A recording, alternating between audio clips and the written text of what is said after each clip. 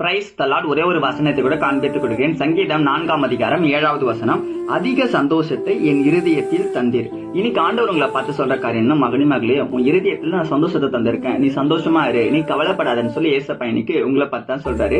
நீங்க எதை குறித்துமே கவலைப்படக்கூடாது.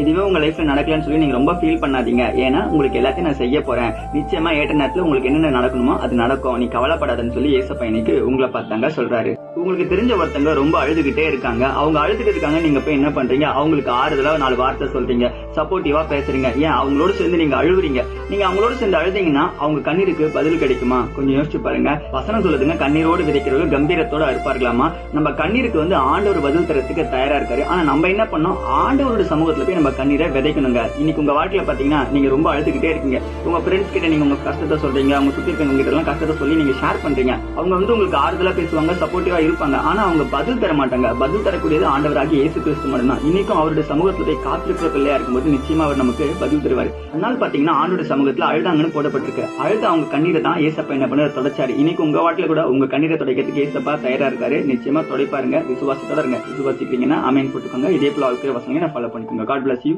ஆமென்.